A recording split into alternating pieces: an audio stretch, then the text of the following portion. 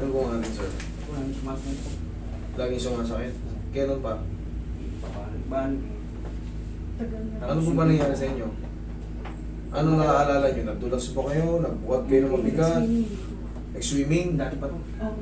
Kaya pabalik-balik. Kaya nga, yung dati pa, kumbaga, sabi mo, pabalik-balik. Masakit na noon, nawawala ng konti, sasakit na naman, pag gano'n-gano'n lang. Pag ano po ako ng... Ito naman, Hindi ko alam eh.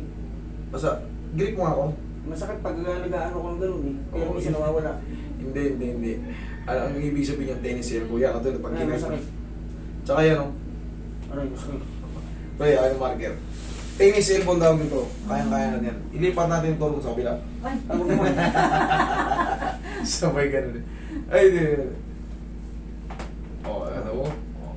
Markeran lang. Ulit. Tama. O, yan na. Nilagyan natin ng marker opo. para mamaya yung babalikan. Kulang lang sana yan eh. Sa shading ito. Biro lang. Kayang-kaya natin yan. Ang tawag yan is tennis elbow. Mamaya may matitira ba dyan? Konti lang. Tapos, di ba, kita mo pinipisa. Mamaya, konti na lang. Kayang-kaya mo na. Tapos mga ilang araw, wala na yan. Relax na. Kung itutukod, pusugan ito. Kung na maayos yan. Kung mo na lalabanan, huwag mo na akong tignan. Hindi na ako masakit yan. Thank you. Toy, may wagang pao. Yan naman, napakabilis lang. Segundo lang yan. Oh. Haplosin ko na lang na. Hindi yan mabubura. Oh. Hindi ko patatamaan. Sa gilid ko siya hihilutin. Pero tingnan mo mamaya, yung magiging changes. Yan, hindi natin buburahin.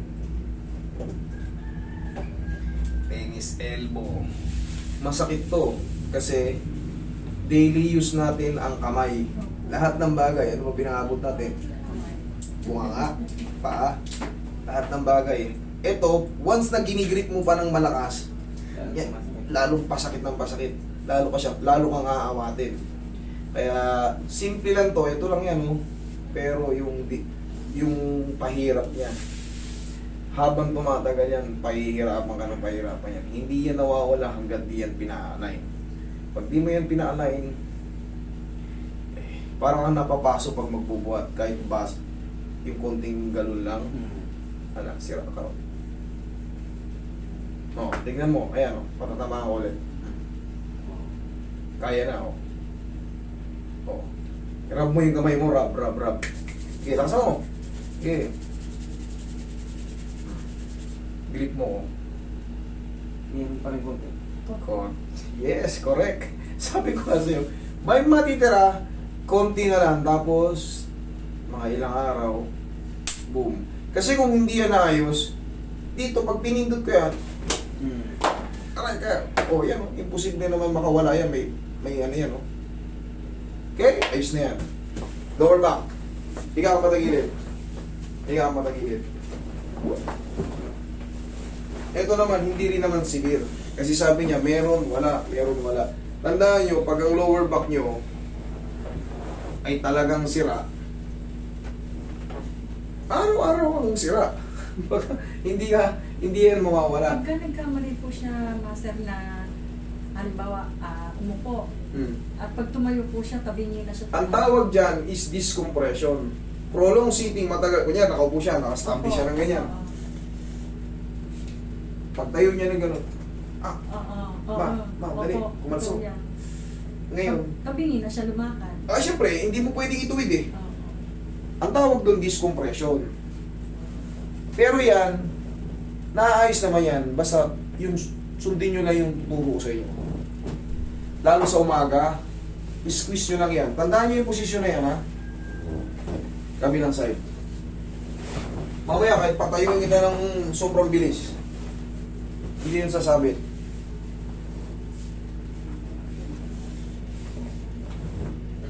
Tapa. Kulang lang to si sir sa technique. Pero nabubuhat yan, master. Ayun nga po. Pero Technique. mali yung ginagawa niya. Yes, Ano? discompression po ito. Talagang minsan meron, minsan wala. Pag katulad yan, nagbubuhat kayo. Siyempre, yung disc natin na pirat na, ngayon, pagka matagal yung posisyon na ginawa nyo, umuusog yung tinatawag na facet joint.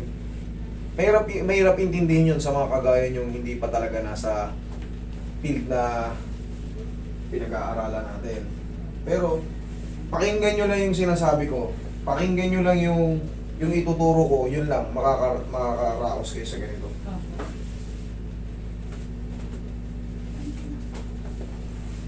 Walang pinagkaiba yan dun sa siko mo, sir. Pag hindi inalign, hindi yan maayos. Ngayon inalign, naayos. Dito naman sa balakang, pag hindi ko yan inalign, hindi yan maayos. Oh. Ngayon, inalign na, maayos na yan. Ganun lang din yan. Position yun. Safe adjustment yun. May narinig ba kayo? Wala. Ay, lagotok? Meron. Yeah. Yeah. Mayroon yun. Pero kaya tayo, safe. Oh, nakdisgrasya ba kayo? Hindi. Kada pagising nyo sa umaga, ganyan. Para hindi kayo... Ayokong makita ko kayo dito na... Bakit? Sige. Para sa bahay nyo parang okay na kayo. Relax lang. Inhale. Exhale. Sarap. Diyan ka lang.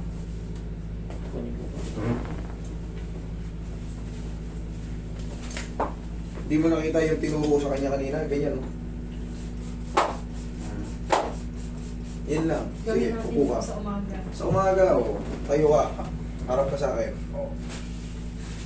Ikaw nga. 1, laksang konti. 1, kabila. Yan lang. Para kahit prolong sitting ka, Doon umaga na. umupo ka. Umupo ka, liga mo. Sige, hayaan mo muna tumagal. Tapos biglang tayo. Tignan natin kung mangyayari sa yung sinasabi mo. Pag nakaupo ka, tapos bigla kang tatayo.